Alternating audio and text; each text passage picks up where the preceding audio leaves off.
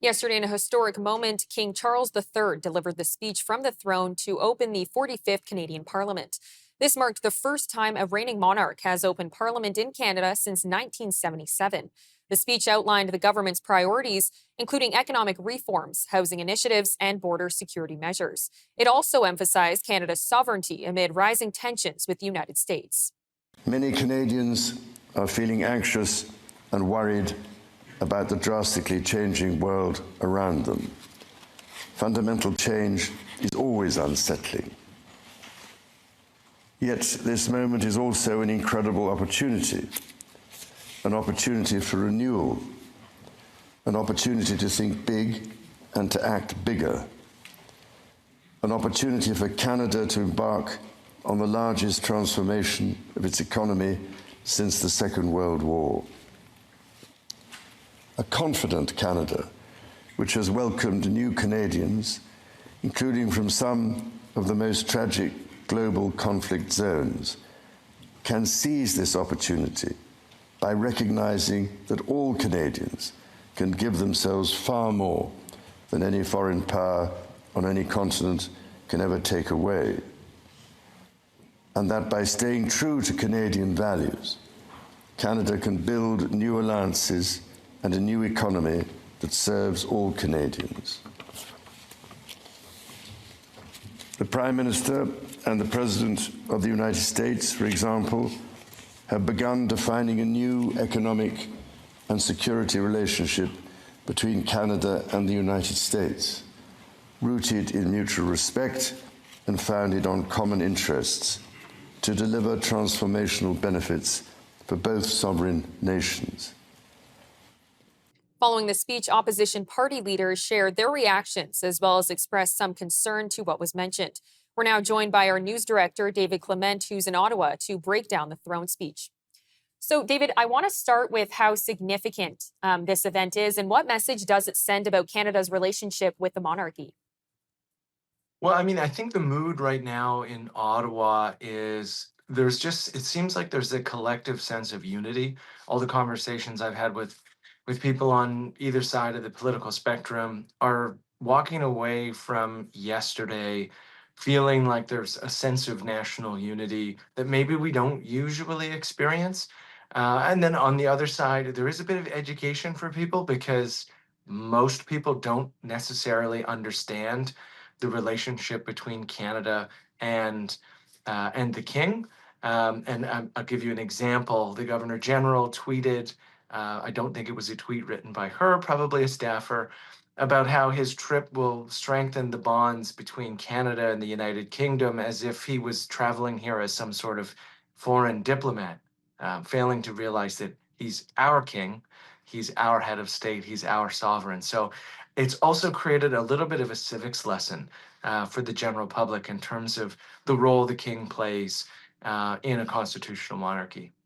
Now, following the speech yesterday, Conservative leader Pierre Poilievre referred to the government's proposed spending as morbidly obese. What are the implications of this criticism and how might it influence public perception of the Liberal government's fiscal policies? What's interesting because the Conservatives are in a bit of a rock and a hard place. Um, on one hand, they were criticizing the Liberals for taking their policy positions, zeroing the carbon tax, the cutting the sales tax on new homes. Those things all have a cost, but they were conservative plans as well. And so I think there is a general concern about the size and scope of government. uh, I would say amongst both conservatives and liberals, but it's very hard for the conservatives to really break through on that message right now when what we're talking about for the most part are a lot of policies that the conservatives supported and in fact put up first. And so it's hard to balance saying that the liberals are copying the conservatives and then criticizing the liberals for some of those policies. So it's a tough position to be in. Well, and yesterday, the Bloc Québécois leader, Yves-François Blanchet, said that Mark Carney sees himself as the CEO of Canada. What do you make of that comment? Well, I think he's trying to tap into some of that private sector resentment. Some of the conversations I've had in Ottawa about how Prime Minister Carney conducts himself in closed door meetings. He's incredibly tough. He's incredibly rigid, has high expectations. There are stories now of him reprimanding ministers, almost like calling them into the principal's office and saying, "Hey, no more mistakes." And so on one hand, there is some appreciation for that because one of the narratives in the Trudeau era was that government was maybe a little too lackadaisical, let their foot off the gas on a variety of major files, and that's where we end up today. And so he has a different managerial style, and I think the Bloc Québécois is trying to tap into what we saw in the campaign, where they ridiculed some of his private sector experience, some of the decisions that were made, like Brookfield moving its office and things like that. Now, Prime Minister Mark Carney has stated that his government will work in partnership with all provinces and Indigenous peoples. How might this approach impact federal provincial relations, especially in areas where there are differing priorities? Well, it's going to be difficult for them. They're going to have to decide who they want to work with on what. So if they're going to be trying to partner with the NDP, they're going to run into the problem of mirroring what we saw when the NDP had an agreement with Trudeau. And what Prime Minister Carney is the task at hand really is to prove that he's different. It's to prove that this is a new Liberal Party. It's going to be more fiscally conservative, more fiscally conscious, maybe. So if he's going to be partnering with the NDP, that is going to be a tough slog in terms of that narrative and perception. Will he be able to work with the Conservatives? That's still open for debate. We only have just a few weeks before they break for the summer. Still to be determined there.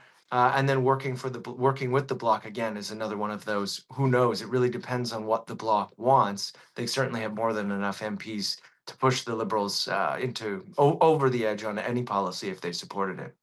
Now, we do have about a minute, but the throne speech highlighted Canada's sovereignty amid tensions with the United States. And shortly after the speech, President Trump began his 51st state talk again. Do we think that this is calculated? Yes, I would say it is because you have to remember that King Charles and Donald Trump are very good friends. And so President Trump would have seen those comments, one, out of virtue of being interested. I mean, the administration in DC is interested in Canadian politics for the first time in what feels like forever. But he also would have been interested because they have a great friendship, and the UK has extended the invite for a state visit for Trump to travel to Buckingham Palace and be wined and dined and hosted with the elaborate things that maybe he likes. And so I think it was certainly calculated and deliberate and had an impact. David, thank you. We appreciate it. Thank you.